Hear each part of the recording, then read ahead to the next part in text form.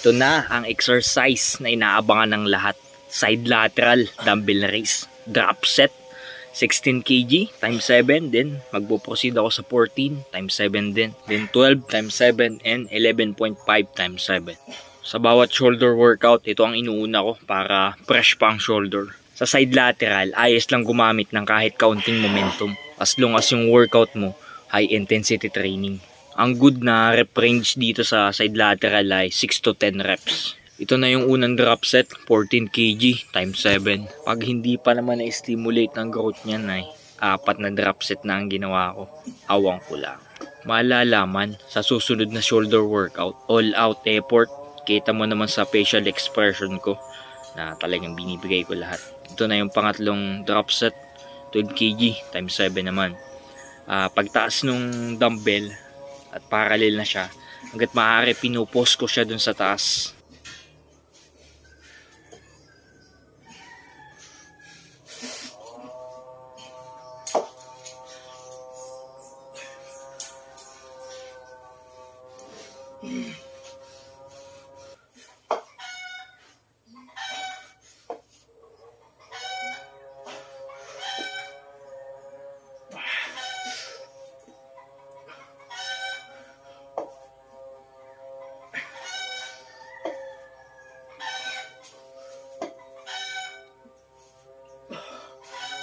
Today is rear delt fly. Ito yung kadalasang workout na hindi na isasama ng mga baguhan sa kanilang workout. Ang bigat ng dumbbell ay 11.5 kg times 15 ang gagawin ko. Then slow and deliberate movement hanggat maaari.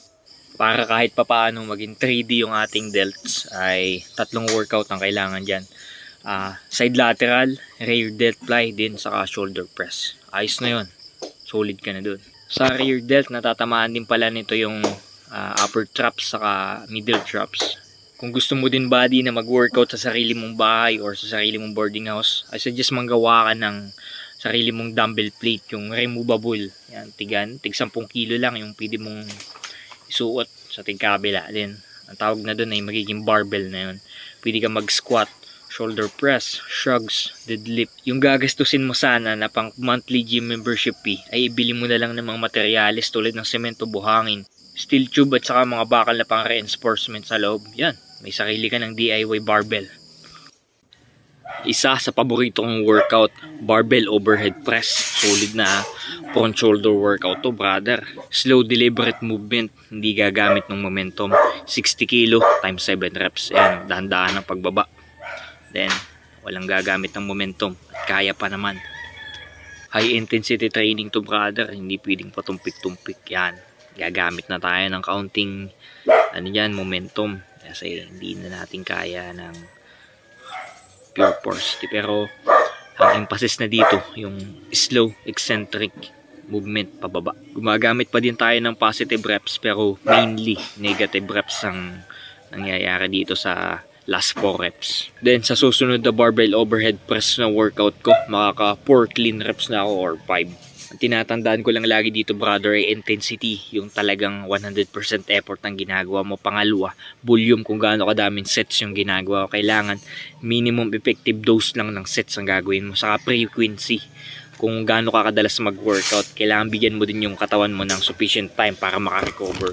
Sa aking case, 4 days ang rest day ko para fully recovered. Maliban na lang kung may gear ka, ay natural tayo. Yun ang the best.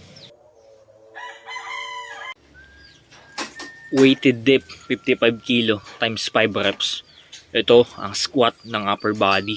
Hindi ko na kailangan mag tricep extension. Ito na lang dip. Daming na workout nito. Tricep, lower chest, saka shoulder. Isang set lang ng weighted dip ay sapat na para sa akin para ma-stimulate ang growth. Slow deliberate movement pa din sa lahat ng workout. Ganun din sa dip. Ang pagtitraining ng maximal weight at high intensity ay mahirap talaga pero highly productive.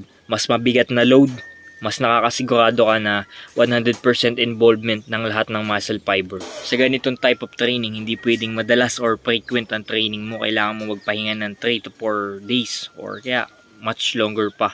More is not better dahil kailangan mo din bigyan ng time para makarecover yung katawan mo. Resting 3 to 4 days is not laziness, brother. Yun ay training smart. As long as yung the mismong workout mo ay high intensity training ang gagawin mo. Hindi ka magpapatumpik-tumpik. Hindi lang basta sa pag-workout umiikot yung mundo natin, pwede pa din tayo makadevelop ng ibang hobbies na mahusay dun sa ating mga rest day. Pero may ibang activities na pwede mo din gawing araw-araw. Ito yung meditation, breathwork at yoga. Low intensity ito kaya hindi makaka-apekto sa iyong recovery time. Ito rin ang ginagawa ko araw-araw, meditation, breathwork at yoga. Kasyang-kasya sa 40 minutes time. Kung may abs workout na dapat pala ginawa ko na nung una pa lang, ito dapat pala yun, upside down deadlift. Ang ginawa ko dito ay 9.5 kg times 6 reps.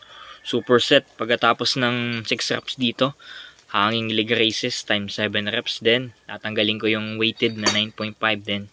Sariling body weight na lang. Tapos times 7. Pag hindi pa naman, simulate ang abs natin yan. Ganda ng feeling brother. Once na nag-weighted ka sa kahit anong workout, upside down deadlift man, dip. Once na body weight na lang, hangga-hangga na. Parang baliwala. Napaka-awesome na exercise nitong upside down deadlift. Ang tawag dito, compound movement. Hindi lang basta iisang body part yung gumagalaw, kundi madami silang nagsasama-sama para magawa yung specific na movement na yun. So, talagang ayos, baliwala. Ayan, ito. Body weight na lang. Baliwala na. Namu. Ang natatamaan nito ay abs. Tingnan mo naman. Talagang napiplex din. Back, saka forearm. Saka pampalakas to ng grip. Para sa akin brother, palitan mo na yung mga abs exercise mo. Ito na lang, talagang solid to. Ito lang yung exercise na ginagawa ko at the end of every workout program. May abs tayo underneath pero same din ang principle niyan sa iba't ibang muscle natin. Kung hindi mo in-workout din, hindi lalabas yung tunay na definition. Hindi magkakalaman kumbaga. Ang ginagaya nga pala nating diet brother ay paleo diet or paleolithic diet. Ito ay nakabase sa primal living ng mga sinaunang tao. Kung ano yung mga kinakain ng sinaunang tao din, of course yun din ang kakainin mo para makaiwas ka sa kung ano-ano. Dahil ngayon ang dami ng mga processed foods.